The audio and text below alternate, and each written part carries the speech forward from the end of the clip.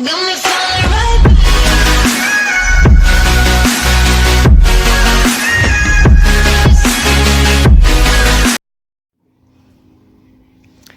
I wanted to keep doing my weekly videos. I've been doing it for 3-4 years straight now, and I've been this week's been kind of weird, so I was trying to get to a video. I have other stuff planned, so I thought today we'll do something a little bit different, and that's for kind of the upgrades for when we move all these tanks to a different house. And it's kind of a big change because it's something I want to do, and that's the lighting on these. I love the Finex SE, which is what's on this, and that's what I budgeted for, the next 2 tanks to have on.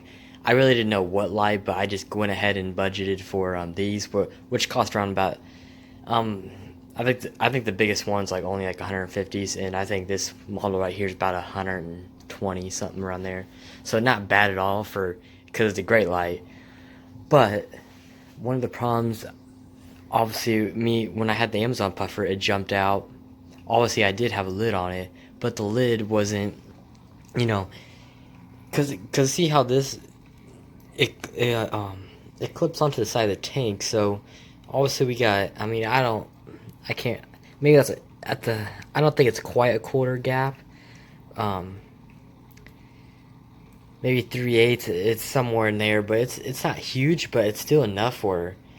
I didn't think something could still get through there, but yet a puffer that was, this big still got through there somehow. And it was obviously through the front, which the front only had about this much space. So how did it get through? I have no clue, but obviously now we know we really need to fix this problem. So what I plan to do is, obviously I can't do nothing unless I do want to change the filters to hang on the back eventually. I know Fluval came out their new Mini. The reason I can't, because I can always do it on the side of the tank, but I really just want to keep it under the stand, and no canister really fits under there. It's only about 11 inches tall, and the new Finex actually came out. I think it might be able to fit in there. So eventually, there's nothing wrong with the setup I have now, so we're not going to fix it if it's not broke. So we're going to keep how it is now, but eventually I do want to upgrade, to a canister. Plus it'd be a lot nicer. We won't have to clean it as much and lose a bunch of bacteria every time we have to clean it, but that's always a problem with having hanging on the backs. You clean them too much and you get a bacteria bloom, and we all know how that happens.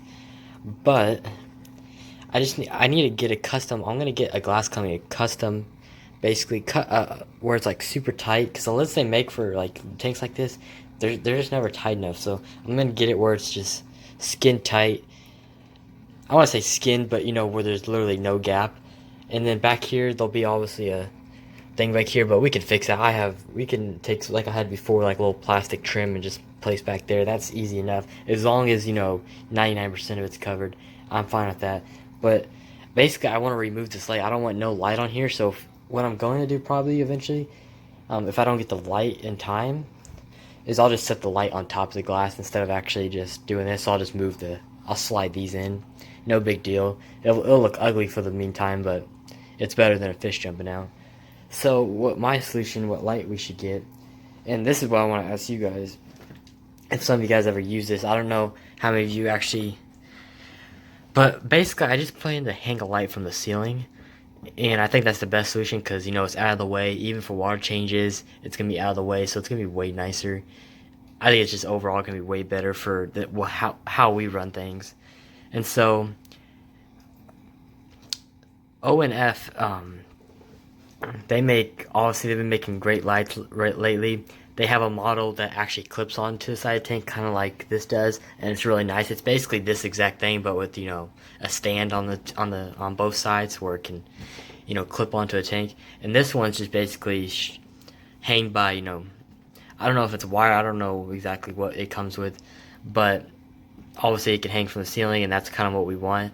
Obviously there's other lights we could have picked. Obviously you can see this is on the expensive side, just for the 24-inch models, which is what would be put on here, because this is a 2-foot tank. It's running almost full $100, but at the same time, this is a very nice light. It's gonna last a lifetime, at least for this tank, and if we ever do anything different, we'll have it. But as you can see, let's see if we click through here. Probably not the best, but you know, it just has the touch pads on the side. You can control it for your phone. This is Glass Aqua's website. If you guys want to check it out, it's a great website for plants and anything planted equipment related. But as you can see how they have it, it's just a really nice light, and obviously there's the app there. But it's gonna be a lot nicer because then I don't need my huge timers connected to the power bar. It's just all gonna be really nice in the end. Obviously that's it there, but. And plus I really like it because you can see how thin it is. It's just a really thin light, and it kind of just goes with the whole, because when you get a rimless tank, obviously the whole look is kind of this modern sleek design, and that kind of matches with it. So I think that's what we'll do.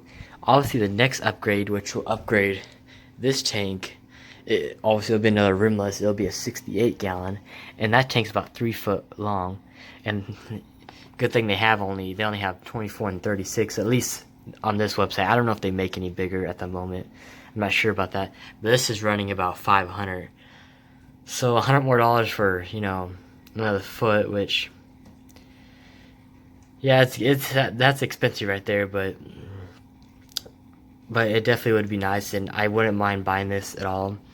What we might do though, if I really need to, I'll just go ahead and buy, like this type of light for when we do set the tank up. But then eventually, obviously I don't want to spend, if we end up getting this and everything else, that tank's gonna end up costing $3,000 instead of 2, because it's already running around 2,300, and if we add another 500 to that, we're pushing $3,000, which at the moment I'm still figuring out how I'm gonna do all that. So at the moment we just want to kind of keep it as low as we can for the start, but we'll figure everything out later on.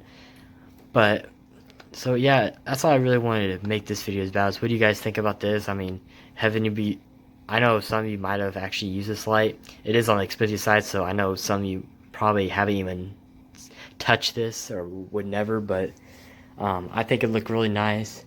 The only problem I do have is because the next house, these walls are 8 foot, and the next will be 9 foot. So, I mean, that's going to be I don't know if that'll look too weird, having a light hang from that tall.